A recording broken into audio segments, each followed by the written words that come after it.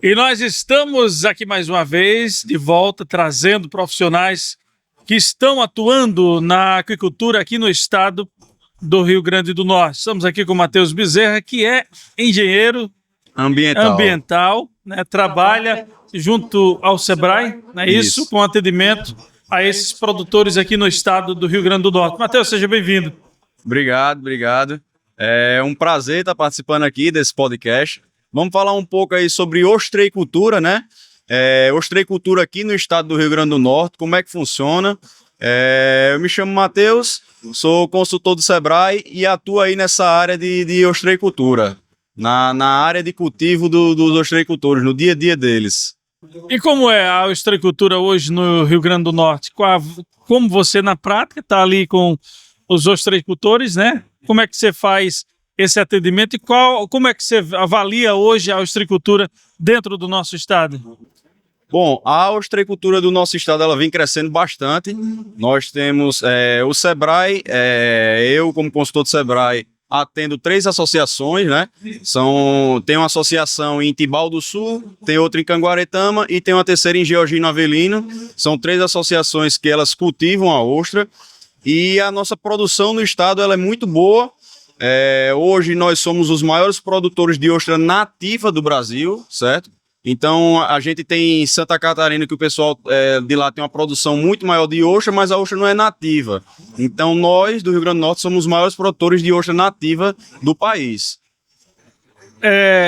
Vamos começar a falar, Matheus, sobre o manejo, né? Desde a chegada das sementes até a engorda e depois o beneficiamento, né, da ostra.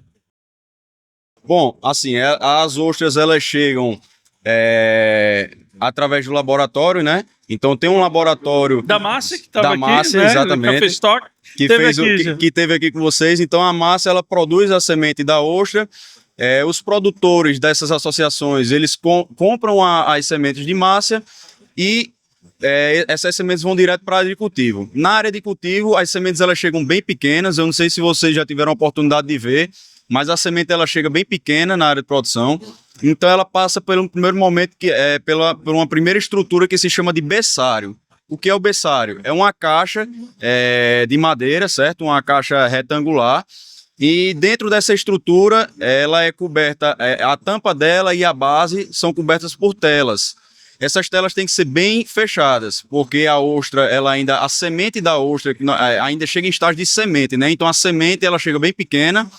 E essa tela ela tem que comportar essas ostras e não pode deixar que predadores, peixes que estão por ali, ele não pode deixar que predem aquela ostra. A ostra ela chega bem pequena, a concha ainda não é tão resistente, então qualquer peixe ali consegue predar facilmente aquela ostra. Dentro dessa caixa, com a tela na parte de cima e na parte de baixo, para que possa ter esse fluxo de água dentro da caixa, a malha da tela é bem fininha, como se fosse um mosquiteiro que a gente conhece por aí, uma tela de mosquiteiro, que é justamente para que os predadores da região não consigam acessar aquela ostra. Ela ainda está num estágio bem sensível. E dentro da consultoria de vocês, o produtor tem todas essas orientações e acompanhamento também, né? Já estive acompanhando as redes sociais e vejo esse acompanhamento, né? Vi esse processo, mas muito rápido, uma visita técnica que fizemos lá em Tibau, mas como eu já falei, tenho interesse sim de mostrar mais tranquilo toda essa produção, todo esse manejo, né? E isso tem tirado, né, os produtores do extrativismo, né, e trazido novas possibilidades, trabalhando de forma correta, tem trazido o desenvolvimento, não é isso, Matheus, para os ostreicultores? Exatamente. Primeiramente, já queria deixar o convite, você que tem vontade de conhecer, então vamos lá conhecer as nossas produções, né? As nossas que eu digo que o Sebrae atende, mas as associações que nós atendemos é um trabalho muito bacana. O Sebrae ele entra com esse acompanhamento técnico desde o início do manejo, com os berçários, com o crescimento dessas ostras, elas vão passando para outras estruturas, com a malha da tela mais aberta, porque a ostra ela é um bivalve filtrante, então ela filtra aquela água do estuário que ela está localizada. Quanto mais fechada a malha, mais difícil esse fluxo de água dentro daquela estrutura. Então, sempre que a ostra for crescendo, a gente vai passando ela para telas mais abertas, para que o fluxo de água seja maior, elas consigam se alimentar mais e se desenvolverem mais, crescerem mais, certo? E qual é o tempo, Matheus, de produção da ostra, da chegada de semente até ela ficar pronta para o consumo? Bom, não é um tempo muito fixo, assim, muito exato, porque quando a gente povoa uma estrutura que nós chamamos de mesa, que é justamente esse berçário, elas não têm um crescimento padrão. Então, durante todo esse processo, desde a semente, que ela é pequenininha, até o produto final, eles vão passando por diversas classificações. O que seriam essas classificações? Os produtores vão selecionando mais ou menos por tamanho, certo? Então, as que vão crescendo mais, eles separam e colocam numa mesa separada, as menores continuam naquela. Entendeu? Então elas não vão crescendo de uma maneira uniforme e vão fazendo essas separações por tamanho. Mas é uma média de 1 ano a 1 ano e 4 meses, desde a semente, ela chegando no estágio de semente, de 1 ano a 1 ano e 4 meses a gente consegue tirar essa produção. Em 1 ano são as maiores, né, as que vão se desenvolvendo mais, elas que a gente chama de cabeça de lote, são aquelas que se desenvolvem melhor, mas ainda vão sendo tiradas durante todo esse processo. Até 1 ano e 4 meses a gente consegue tá tirando ostra aí. Por que razão umas se desenvolvem mais e outras não? A disposição como elas ficam no mesmo ambiente, então elas estão se alimentando todas juntas ali. E às vezes o posicionamento, umas ficam mais embaixo, outras ficam mais em cima. Essa questão da dinâmica, da disponibilidade delas dentro da mesa. Inclusive, isso é uma das orientações que a gente passa para o pessoal, a questão da densidade, da quantidade de ostras naquela mesa. Porque quanto maior a quantidade, menos elas se desenvolvem. Você não pode pegar aquela estrutura e colocar uma densidade muito grande de ostra naquela estrutura, que elas vão se desenvolver menos. E aí vão se desenvolver outras doenças, a poliqueta, vão ter outros problemas que vão acarretar com aquele adensamento na mesa.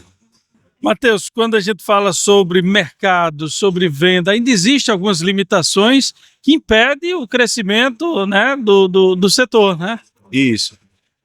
No nosso estado, a gente ainda enfrenta uma certa dificuldade na comercialização no mercado da ostra, porque a gente não consegue expandir para um mercado interestadual a nível do Brasil.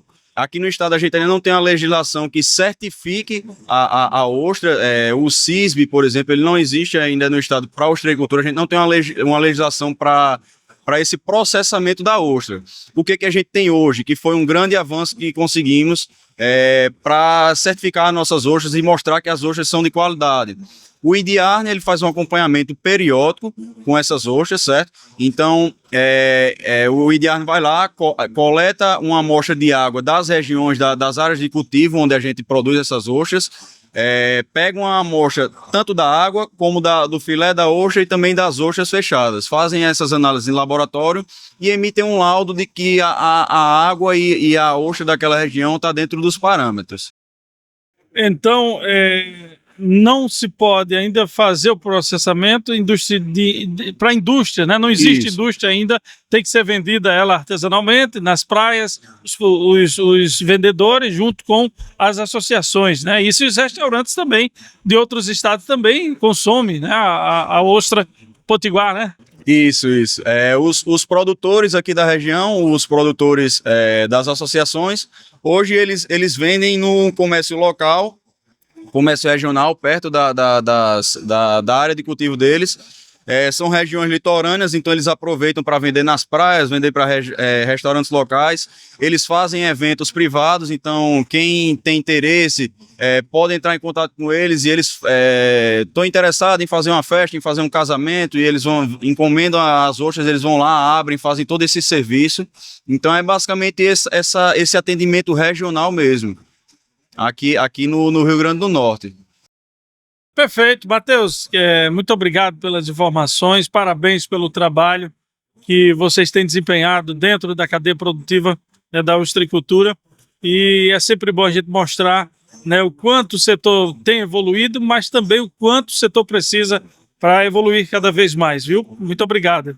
Eu que agradeço, deixo aí o convite para você conhecer e mostrar para o pessoal como é que funciona o cultivo da ostra, o dia a dia do pessoal lá. Aqui falando, não tem como eles verem como são as estruturas, mas eu convido você para apresentar como é uma área de cultivo aí da ostreicultura potiguar.